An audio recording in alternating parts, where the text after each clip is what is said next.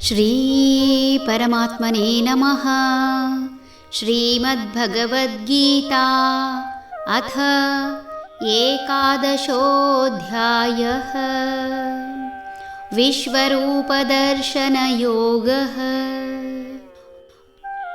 ವಕ್ತ್ರಾಣಿ ತೇ ತ್ವರಮಾಣಾ ವಿಶಂತಿ ದಂಷ್ಟ್ರಾಕರಾಲಾನಿ ಭಯಾನಕಾನಿ ಕೇಚಿದ್ವಿಲಗ್ನಾ ದಶನಾಂತರೇಷು ಸಂದೃಶ್ಯಂತೆ ಚೂರ್ಣಿತೈರುತ್ತಮಾಂಗೈಃ.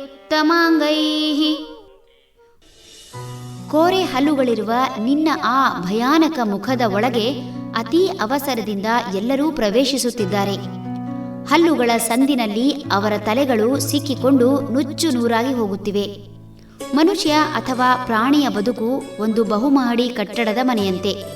ಯಾವ ರೀತಿ ಮನೆಯ ಸುತ್ತಲಿನ 4 ಗೋಡೆ ಮನೆಯ ಯಜಮಾನನದಾಗದೆ, ಆದರೆ ಅದರಿಂದ ನಿರ್ಮಿತವಾದ ಖಾಲಿ ಸ್ಥಳ ಅವನದಾಗುವಂತೆ, ಈ ದೇಹದಲ್ಲಿ ಇರುವ ಯಾವುದೂ ಅವನದಲ್ಲ, ಆದರೆ 4 ಭೂತಗಳ ಸಹಾಯದಿಂದ ಉತ್ಪತ್ತಿಯಾದ ಶಕ್ತಿಯಿಂದಾದ ವ್ಯಕ್ತಿತ್ವ ಮಾತ್ರ ತಾನು.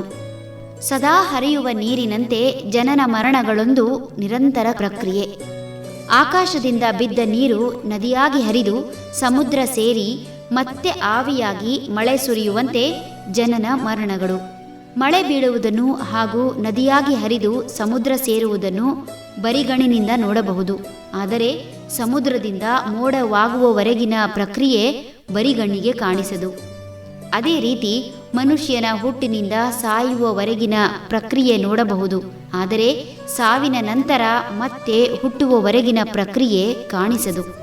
ಬಹುಮಹಡಿ ಕಟ್ಟಡದ 4 ಗೋಡೆಯನ್ನು ಕೆಡವಿದರೆ ಖಾಲಿ ಜಾಗ ಆಕಾಶದಲ್ಲಿ ಒಂದಾಗುವಂತೆ ಮಣ್ಣಿನಿಂದಲೇ ನಿರ್ಮಿತವಾದ ಮನುಷ್ಯನ ದೇಹ ಕೊಳೆತು ಭೂಮಿ ಸೇರುತ್ತದೆ. ಭೂಮಿ ಕ್ಷಣ ಕ್ಷಣಕ್ಕೂ ತನ್ನೆದುರಲ್ಲಿ ಕೋಟಿ ಕೋಟಿ ಜೀವಿಗಳ ದೇಹವನ್ನು ಅರಗಿಸಿಕೊಳ್ಳುವಂತೆ ಕಾರ್ಯಕಾರಣಕ್ಕಾಗಿ ನಿರ್ಮಿತವಾದ ಈ ದೇಹದ ಮಾದರಿಗಳು ಭಗವಂತನ ಕೋರೆ ಹಲ್ಲುಗಳಿಂದ ಅರಿಯಲ್ಪಟ್ಟು ನುಚ್ಚು ನೂರಾಗಿ ನಾಶವಾಗುವುದನ್ನು ಅರ್ಜುನ ನೋಡುತ್ತಿದ್ದಾನೆ. ಹರಿ ಓಂ ತತ್ಸತ್.